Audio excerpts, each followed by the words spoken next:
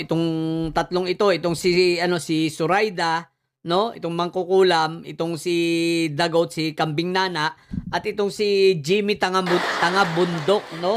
What the heck? Bakit hindi natin pag-uusapan? Aba. Itong pagkamatay nitong sa taga Ateneo, si Rene, ginagamit pa nitong mga ito, sobrang walang hiya, ginagamit sa pamumulitika. Ha? Pamumulitika ang ginagawa at nagpapanggap na talagang sila ay nagmamalasakit. Siyempre, sinasakyan nila at kunwari nagbait-baitan. Paano kung hindi masasabi ba na obserbahan ko? Unahin natin itong si ano, no? Itong si Aswang, no? Itong si Suraydang Manggagaway na mukhang mangkukulam ang hinayupak. Isipin mo sa programa niyang The Spokes, itong nag-ano daw, masyadong nagmalasakit. Baga totoo naman, talagang makikidalamhati ka sa ina nitong bata, no, na si Rene. Sino ba naman na hindi makikidalamhati? Kaya lang, napaka-plastic ng mga ito.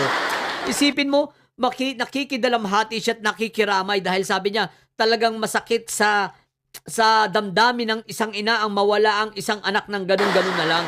Di ba ga? Totoo naman yun, tama naman yun. Pero kung nanggagaling ang mga salitang yun, sa katulad itong si Trixie, sa katulad ng isang manggagaway, paniniwalaan mo ba? Paniniwalaan mo ba ang isang katulad niya na naaawa sa magulang ng namatayang ito? Paano mo paniniwalaan ng isang taong ito? Ang ipinagtatanggol nga niya, tuwan-tuwa nga siya. Naawa ba siya dun sa mga ina ng mga namatay na mga kabataan? Na maawa ba siya dun sa mga magulang nung namatay na mga biktima ng EJK? Naawa ba siya ron? Yung mga kabataan, wag na lang yung matatanda, yung mga kabataan na lang at yung mga batang-bata talaga. Merong ilang taon, 5 taon yata, di ba? Naawa ba siya ron? Kilakiyan na nag-aaral, estudyante. Naawa ba siya sa magulang ng mga yon? Hindi! Pagkus tuwa pa sila at sinusuportahan pa nila si Fentaboy.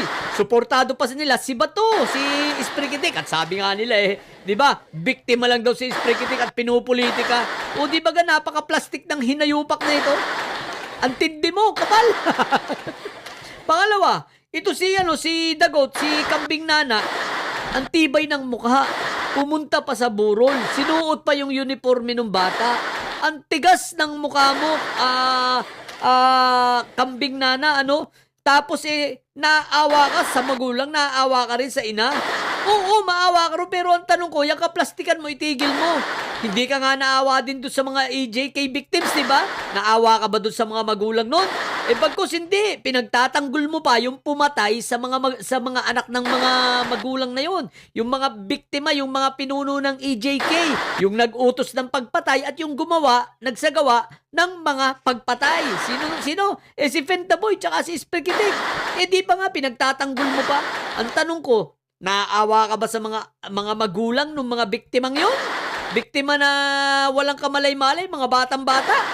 Tapos sasabihin mo naawa ka sa magulang nitong si Rene.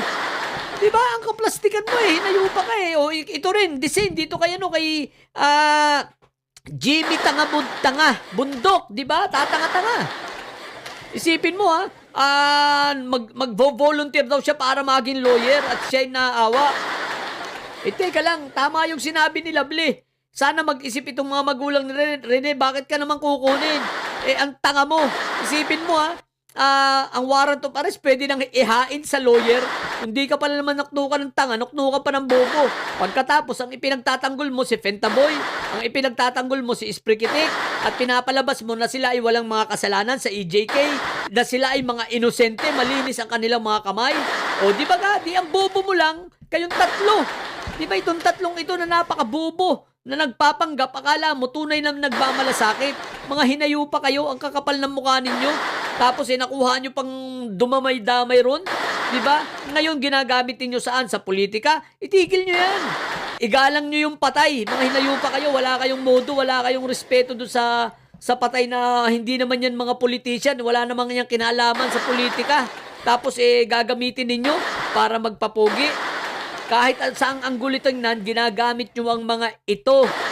Tatanga-tanga kayo Obvious naman yung pinagagawa ninyo. Tsaka sinong maniniwala sa inyo na kayo nakikiramay talaga sa mga ito? Hindi nga kayo nakiramay doon sa mga magulang ng biktima ng EJK. Wag na sa tulad na sinabi ko Hindi na yung matatanda, yung mga bata na lang na talagang inosente. Nakiramay ba kayo?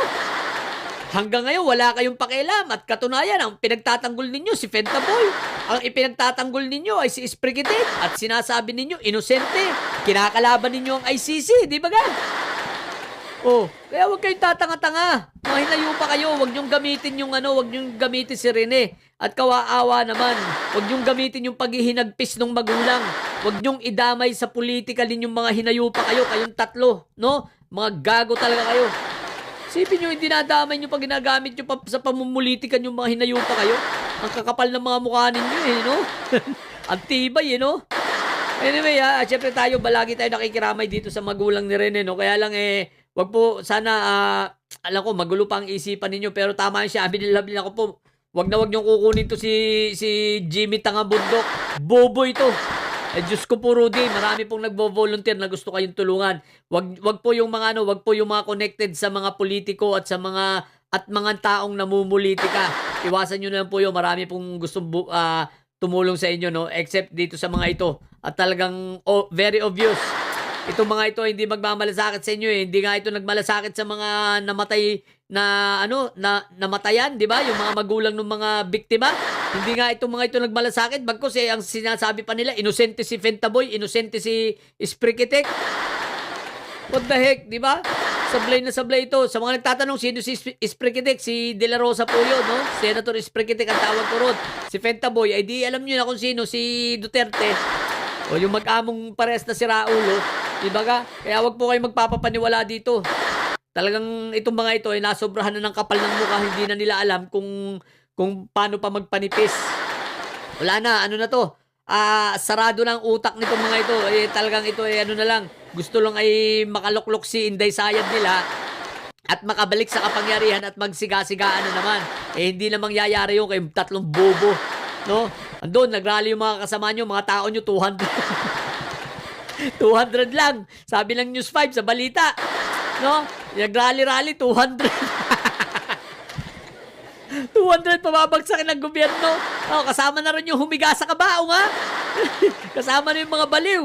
Kasama na si Eric na baluga. Di ba? Tsaka yung isang si Mitra. Si Raulo, mga hinayupak. So, yun lang. Ang kakapal talaga ng tatlong mukha. Kapal na mga mukha ang hinayupak na yan.